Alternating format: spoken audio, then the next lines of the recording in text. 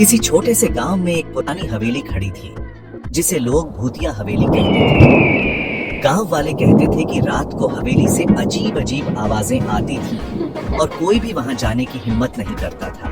एक दिन गांव में 3 दोस्त राधे, मोहन और विजय अपनी मस्ती के लिए हवेली में जाने का निर्णय लेते हैं। रात का वक्त था और चांद भी घने बादलों में छिपा हुआ था। तीनों दोस्त हवेली की ओर बढ़े।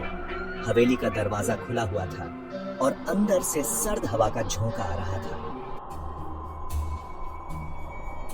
जैसे ही उन्होंने कदम अंदर रखा, एक ठंडी आवाज सुनाई दी, यहाँ से जाओ, वरना कभी बाहर नहीं निकल पाओगे। तीनों दोस्त डर गए, लेकिन अपनी जिज्ञासा को दबाते हुए आगे बढ़े। हवेली में प्रवेश करते ही दरवाजे बंद हो गए और अंधेरा गहराने लगा। लेकिन मोहन की नजर एक कमरे पर पड़ी, जिसका दरवाजा धीरे धीरे खुल रहा था।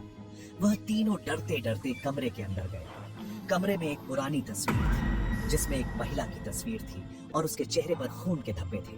और अचानक महिला की आवाज आई, तुम लोगों को यहाँ क्यों लाए हो? तुम में से कोई नहीं बच पाएगा। उसके बाद हवेली की दीवारों पर खून के निशान उभरने लगे और कमरा घने अंधेरे से भर गया। तीनों दोस्त घबराकर भागे और किसी तरह हवेली से बाहर निकलने में सफल रहे। गांव में लौटने के बाद उन्होंने सभी को उस रात का अनुभव सुनाया और तब से गांव में कोई भी हवेली के पास जाने की हिम्मत नहीं करता। कहानी का संदेश, कभी भी किसी अनजानी जगह पर न जाए, खासकर अगर वहां का इतिहास डरावना हो।